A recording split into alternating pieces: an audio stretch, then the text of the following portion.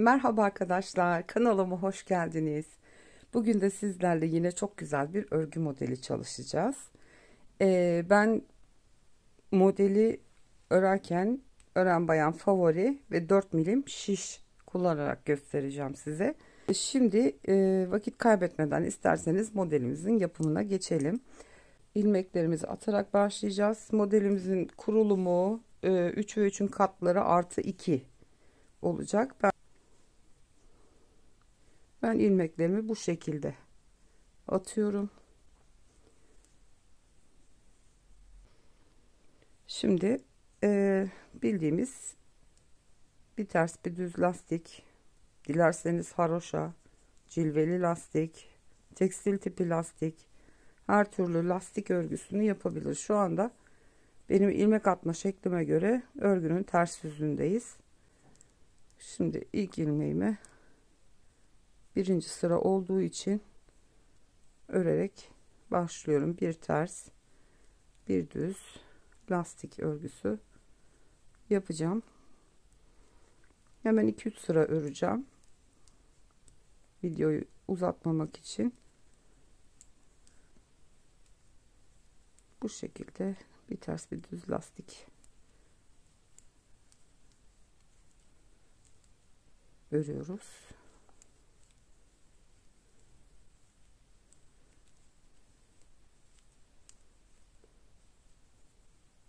Ben son ilmeği örmeden bırakıyorum, sıra başında örüyorum. Ben şimdi bir kere daha gideyim geleyim, 3 sıra lastik olmuş olsun. Ondan sonra modelin kurulumuna geçelim. Şöyle hemen 3 sıra lastiğimi örmüş oldum. Şimdi kenar ilmeğini ördüm. İpimi öne alıyorum. Bir tane ters örüyorum. İpi arkaya alıyorum. Bir sonraki ilmeği örüyorum. Şişten çıkartmıyorum. Bir kere üstüne doluyorum. Tekrar aynı ilmeği bir kere daha örüyorum. Bir ilmekten 3 ilmek çıkartmış olduk yani. Araya bir tane ters örüyorum. Yine ilmek düz örgü örer gibi ilmeğimi çıkarttım. Bir kere üstüne doluyorum. Aynı ilmeği bir kere daha örüyorum. Bir ilmekten 3 ilmek çıkarmış oldum. Modelimiz çok kolay arkadaşlar. Örgü örmesini yeni öğrenen arkadaşlarımız çok rahatlıkla yapabilir bunu. İlmeğimden bir tane düz ilmek örerek çıkarttım. İkinciyi doladım ve üçüncü sefer tekrar ördüm. İpi öne alıp bir ters örüyorum. Arkaya alıyorum.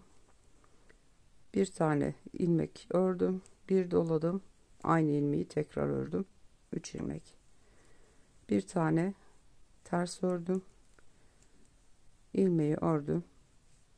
Bir kere doladım ve tekrar ördüm.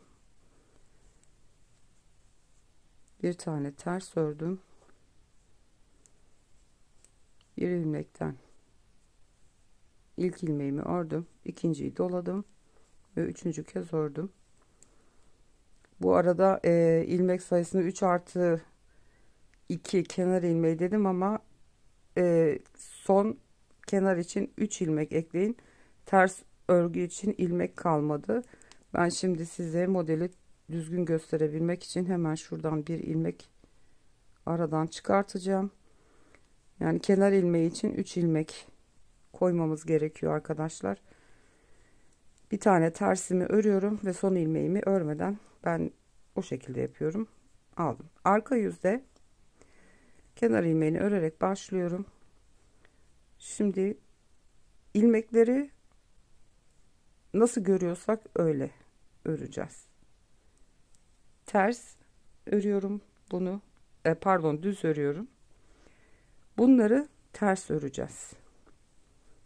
3 tane ters olmuş oluyor. Bir tane düz ilmek örmüş oluyoruz arada.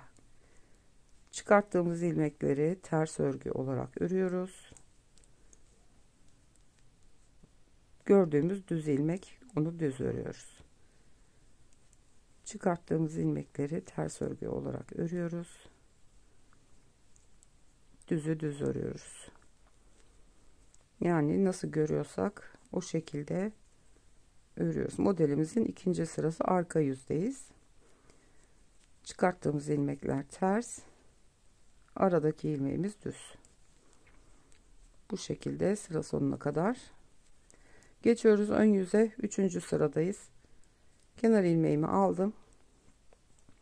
İlk ters ilmeğimiz var. Tersi ördüm. Şimdi burada düz örgü olarak görünüyorlar. 3 tane düz örüyoruz. Aradaki tersimizi örüyoruz. Bu kadar basit örneğimiz. 3 tane düz örüyoruz. Aradaki tersi örüyorum. 3 tane düz, bir tane ters.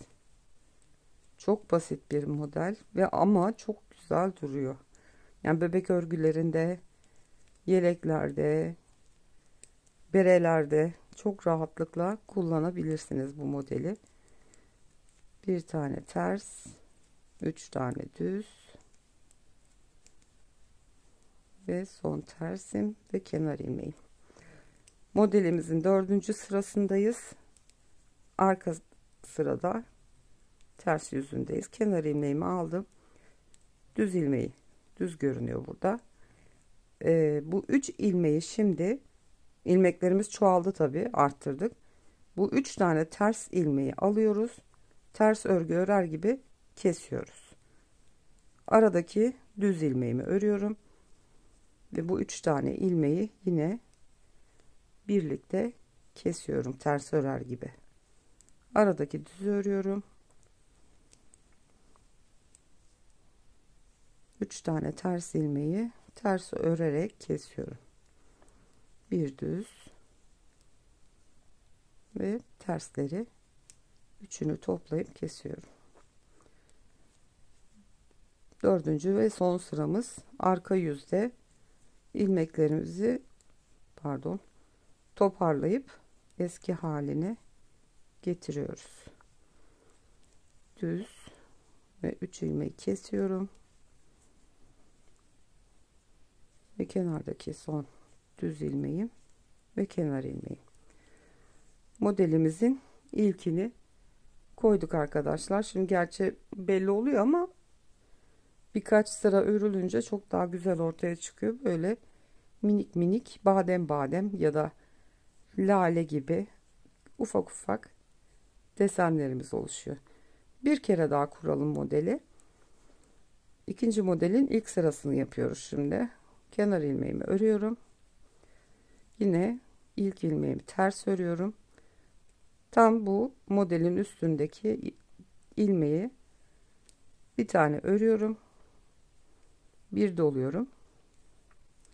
Bir kere daha örüyorum. Aradaki ters ilmeği ördüm. Tam modelin üstündeki ilmek bir kere örüyorum. Bir doluyorum. Tekrar örüyorum. Bir ilmekten 3 ilmek çıkartıyoruz. Bu kadar basit arkadaşlar modelimiz. Kenar ilmeği. Dönüyorum. Arka yüzde ikinci sıradayız. Burada da ilmekleri gördüğümüz şekliyle öreceğiz. Çıkarttıklarımızı ters örüyoruz. Burada 3 tane ters oluyor. Bir tane düz. Ben şimdi şu sırayı tamamlayıp geliyorum hemen. Sırayı bitirdim. Şimdi ön yüzde 3. sırayı örüyoruz modelin. Kenar ilmeğimi aldım. Bir tane tersimi ördüm. Tersten ördüğümüz 3 ilmek burada düz. 3 tane düz örüyoruz. Bir tane ters, 3 tane düz. Bu sıramızı da bu şekilde bitiriyoruz. Evet, 3. sıramızı bitirdik. Arka yüzde ve son modelimizin 4. ve son sırasını örüyoruz. Kenar ilmeğini örüyorum. Bir tane düzüm var, hemen onu yaptım. 3 tane ters ilmeğim var. Bu üçünü birlikte alıp ters örgü örüyormuş gibi kesiyorum. Bir tane aradaki düz ilmeği örüyorum. 3 tane ilmeği alıp ters örgü olarak kesiyorum. Bu sıramızı da bu şekilde tamamlıyoruz. Evet arkadaşlar, ben modeli şöyle daha önceden büyük bir parçada çalıştım. Bu şekilde gördüğünüz gibi kabarık kabarık şöyle minik minik laleler şeklinde ya da badem şeklinde modelimiz görünüyor. Altına cilveli lastik ördüm. Siz dilediğiniz lastik modelini kullanabilirsiniz tabii ki. Arka yüzümüzde bu şekilde görünüyor. Ön yüzü de böyle. Umarım hoşunuza gitmiştir. Ben çok beğenerek ördüm. Bir sonraki videoda görüşünceye kadar kendinize çok iyi bakın. Hoşça kalın.